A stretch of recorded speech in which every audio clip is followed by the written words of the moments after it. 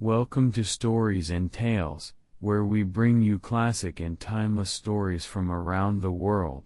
Today, we present to you a tale set in the mountains of New Hampshire, The Maiden of the Mountain by Henry Beston.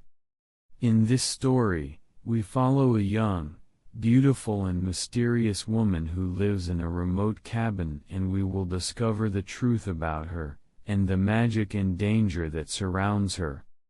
So, sit back, relax, and let us transport you to the rugged and wild landscape of New Hampshire, as we bring you the Maiden of the Mountain.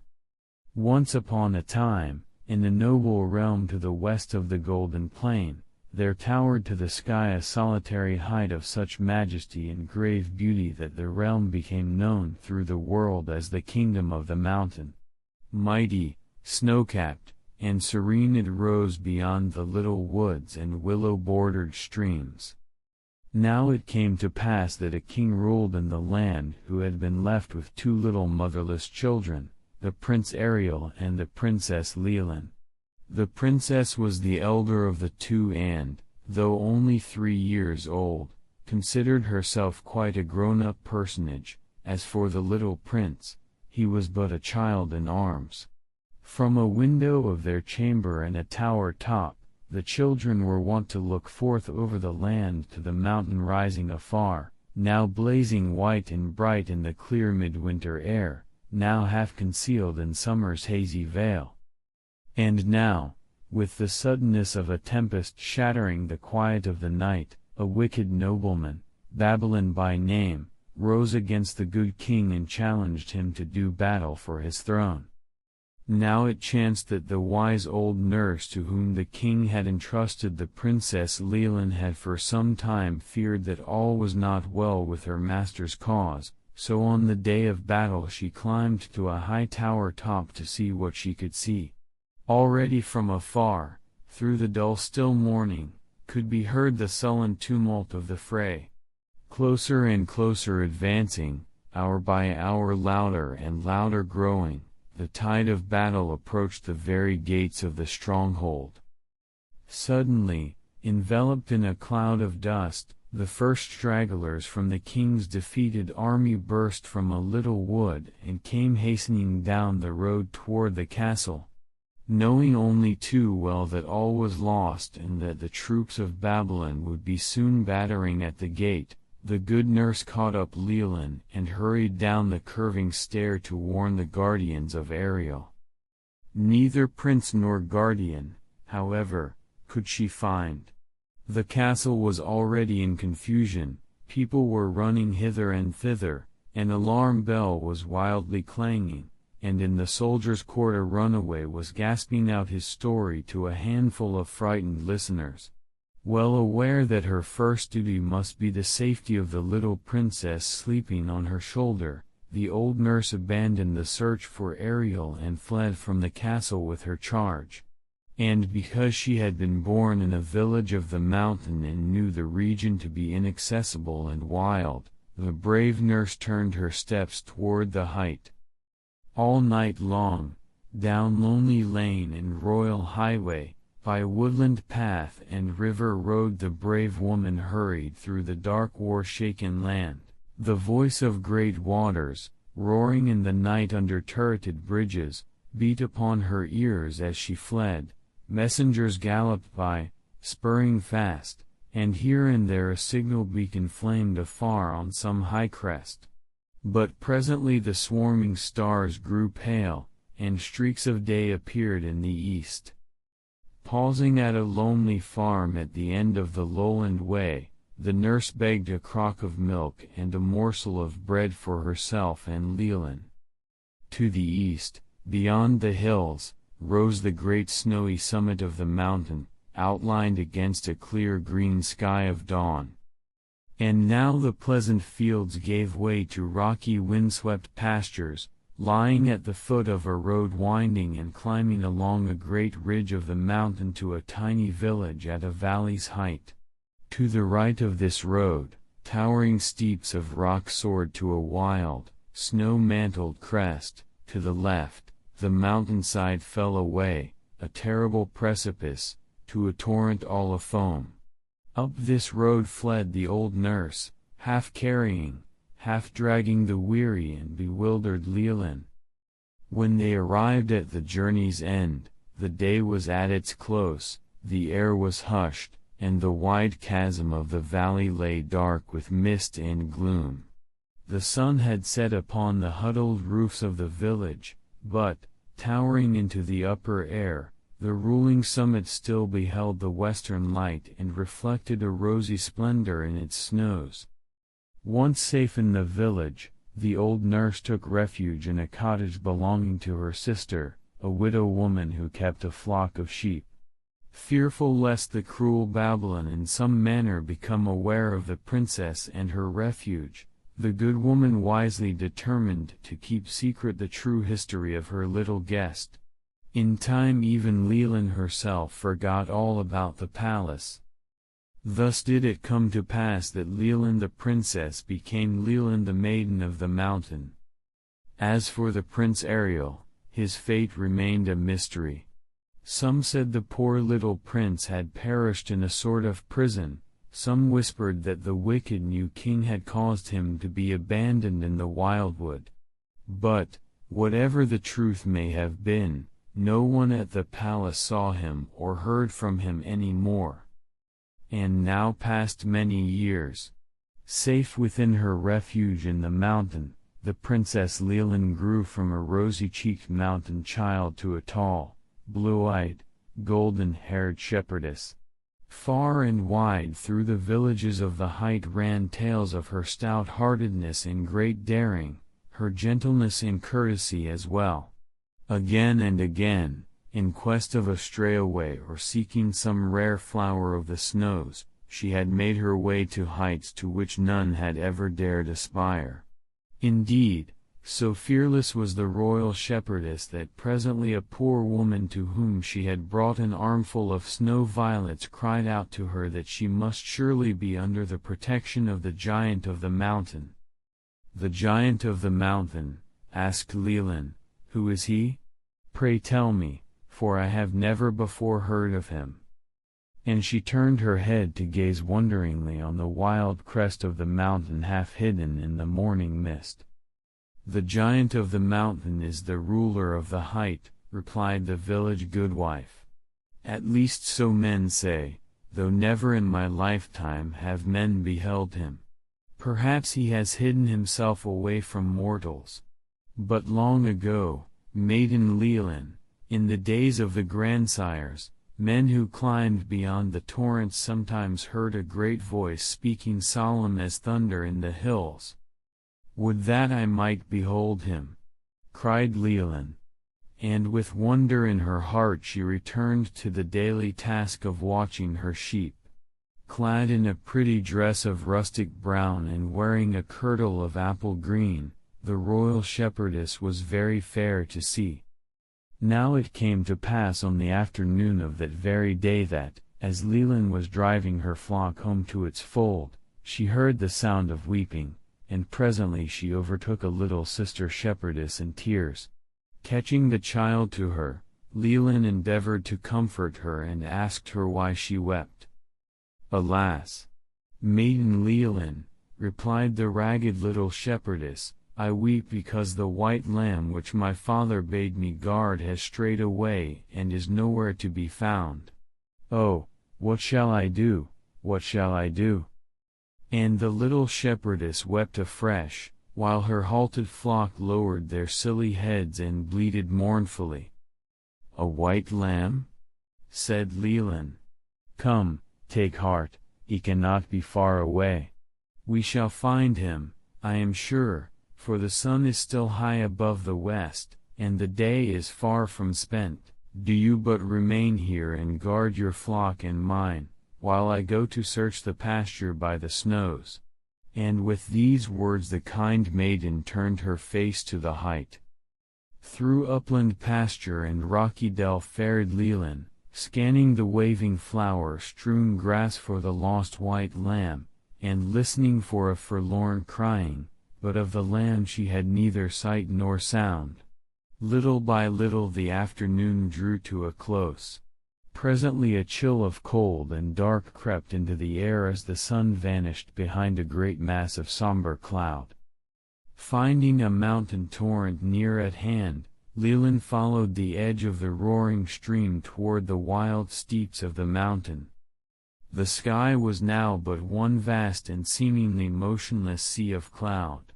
Beneath this cloudy tent, however, floating strangely and swiftly by, fled steamy wisps and fragments of shapeless mist, and ever and anon one of these fugitives enveloped Leland in its chilly veil.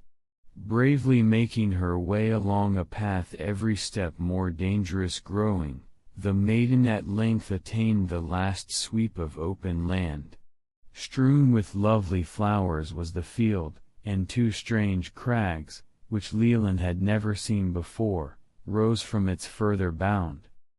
Now as Leland gazed upon the two crags, the level floor of rock lifted high between them, and the pinnacled wall of cliff rising behind, she beheld that they formed together a marvelous great throne, of which the two crags were the carven arms and the cliff wall the sculptured back, a throne for a giant being mighty as the mountain, a being whose feet were of the earth and whose body rose to the clouds and the marshalled stars.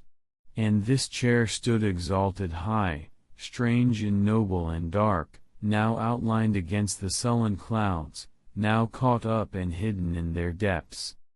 Presently the unseen sun sank below the crest of the mountain and a wild dark fell. The clouds rolled about the craggy throne. And now, of a sudden, a great roaring wind arose which swept the mountain top with a sound of noble music. The cloud veil broke asunder and rolled away, a rich and sudden light poured down upon the field, and Leland beheld the great throne uplifted high against the sunset's flare. And within the throne, mantled in a robe that might of cloud have been spun, sat a giant being. The western light was about his head, his hands rested on the crags, and there was mystery in his eyes. For a long moment Leland, awed yet unafraid, gazed at the giant of the mountain. Then came a sound like unto a far trumpet clang, the winds were again unleashed, the clouds once more gathered together, and throne and giant vanished in the mountain gloom. All at once Leland heard a pitiful cry and, looking down, beheld the lost lamb at her feet. Whence could it have come? It was nowhere to be seen a moment before. Lifting the lamb gently up, Leland carried it through the twilight to the little shepherdess. And now a year again passed, and presently disorder reigned once more within the realm. Weary of Babylon and his tyrannies, the people of the land were gathering from far and wide to drive him from his throne. Surely there was never a worse king. Did he demand gold from some unhappy village, gold would he have, or else the villagers would see their houses in flames and their lowing cattle being harried to the royal barns. His prisons were full of innocent folk whose possessions he coveted or against whom he had taken a grudge. No longer in the land was to be found that friendly spirit and good cheer which had reigned there in the time of Leland's unhappy father. But, though the anger of Babylon was the anger of the thunderstroke, there is an end to all patience, and presently the land rose against the king. The leader of the people in this strife was a young forester of humble birth, named Norbert. This daring youth, I must tell you, had once been imprisoned by Babylon for saving a poor family from his oppression, but had succeeded in escaping to the mountain. Courteous, generous, and brave as a lion, the young captain was the idol of the land. Presently the tidings of the revolt arrived at the village in the mountain, and from rocky pasture and upland field the youth of the neighborhood gathered in the village square to choose their chief. And because Leland was so spirited and daring, they cried out that she must be their leader and that no other would they obey. riding at the head of her band of sturdy mountaineers and clad in the armor of a young knight. Even thus went the shepherdess princess to the wars. Little by little the army of the revolt swept towards the stronghold of Babylon, and presently encamped at the foot of a huge ridge of land no great distance from the city. And there, in the meadows below the ridge, the people slept, doubting not that the next eve would see their victorious standards in the city streets and Babylon their prisoner. But when came the dawn they beheld the terrible black horsemen of Babylon drawn up in line along the ridge. The sky was pale behind them, they moved not, and little awakening breezes fluttered their dark bannerets. Midway in the somber rank, mounted upon a giant charger halted a little ahead of the others, was to be seen the wicked king. All at once there were trumpet calls, some near, others afar, and with a great wild echoing cry the host of Babylon swept galloping down the slope of the ridge upon the surprised soldiery of the people. And now all was confusion indeed. A panic was at hand. Emboldened, however, by the coolness, courage, and resource of Norbert, the army of the revolt, though taken by surprise, rallied quickly and held its ground. All day long thunder of arms resounded from the fair green fields and fruit-laden orchards. Norbert performed prodigies of valor, and Leland was ever to be found in the thick of the fray. Now at the head of her mountaineers she brought succor to an encircled group of her comrades in the revolt. Now from Babylon's own color-bearer she wrested the black standard with the scarlet eagles, now was she to be seen giving water to both wounded friend and foe. But, alas! As the day grew old and the shadows lengthened, the host of Babylon slowly gained the mastery, and by nightfall the army of the people was fleeing in disorder through the highways and the fields. Now it came to pass that Leland, forced at length to abandon the struggle in which she had played so brave a part, discovered Norbert lying wounded and unheeded in an orchard. Dismounting from her horse, she lifted the young leader to the saddle and, accompanied by her faithful troop, hurried through the night toward the village in the mountains. And now it was once more dawn. Presently Leland, Norbert, and their followers arrived at the little cottage in which Leland's old nurse and foster mother awaited her return. It was cold, and a crackling fire was burning on the huge hearth. After placing their unhappy young leader on a little pallet, the mountaineers withdrew, leaving Leland and her foster mother to care for him. As for poor Norbert, alas! So weak was he that he lay helpless and unknowing. And now, of a sudden, there came a swift knocking at the door, and opening it, Leland discovered there the little shepherdess whose white lamb she had found the year before. "Oh, Maiden Leland," cried out the little shepherdess, "I have come to warn you. The king has discovered this refuge and is on his way here with a troop of horsemen. They are mounting the road along the ridge, my father has seen them from the high rock. Oh, make haste and hide or you will fall into his cruel hands." "But our captain, what of him?" asked Leland. "We cannot desert him in his hour of sorrow and defeat. Quick, give me your aid, and we will hide him away in yonder pines." But the old nurse shook her head. "Nay," she said, "stir him now, and he will never again waken into life." "Oh, Maiden Leland, do make haste," cried the little shepherdess, holding the door ajar. "Nay, little sister," answered Leland, shaking her head, "here shall I remain. Farewell, little friend, I thank thee for the warning." Now rose the morning sun in splendor over the shoulder of the mighty mountain, rolling away the mists and revealing the dewy fields, the crags, and the eternal snows in all their bright unsullied loveliness. Leaving Norbert in the care of the old nurse, Leland ran to the high rock. Before and below her lay the village, then the deep gulf of the valley opening toward the distant plain. All at once the princess beheld Babylon and his men. Up the road leading along the side of the higher crest they were mounting.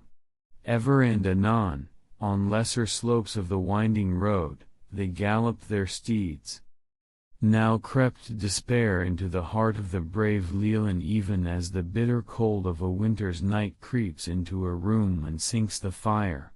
And in her heart she beheld the helpless Norbert in the hands of his enemy, her people flying, pursued, to the caverns in the mountain, and her village laid low. But of whom could she now seek aid? Along the snow-crested ridge nearer and nearer rode the wicked king. Suddenly Leland recalled to mind the giant of the mountain. Turning her face toward the mountain peak, she lifted her arms to it and cried aloud. "O giant of the mountain, O giant of the snows, help us in our need." Loud and clear rang the cry of Leland through the mountain air and was followed by a silence. A breeze shook the branches of the dwarfed pines, a bird sang. Then, suddenly, a far-high murmur trembled to a roar loud and terrible enough to drown all the sounds of the world, and from the snow-capped ridge above the road there flowed and rolled down on Babylon and his men a mighty avalanche. Huge stones were there in it, glistening ice and snow, round earth and uprooted pines. Sweeping over the road, the mass poured over the precipice into the valley depth a league below. Such was the end of the wicked Babylon. Now it came to pass that, because his horse had gone lame, one of Babylon's men had fallen behind and, as a consequence, had escaped the avalanche. Upon this fellow the mountaineers quickly fell and were about to do him a mischief when the horseman cried, "Hold! Hold! I, and I alone, can tell you of the lost Prince Ariel." Hearing these words, the mountaineers thought it wise to take their captive to Leland.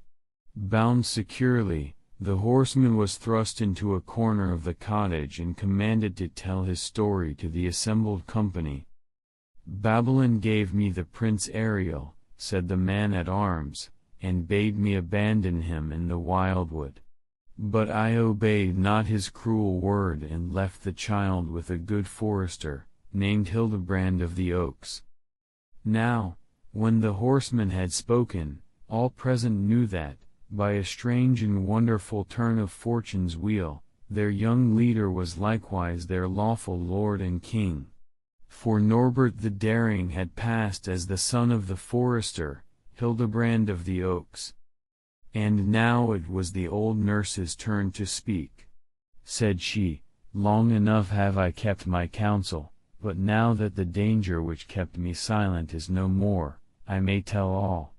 Our Leland, whom you have known as Leland, the shepherdess, is Leland, our princess and own sister to Prince Ariel." And she told them all of her flight to the mountain and of how she had saved the little princess from the cruel Babylon.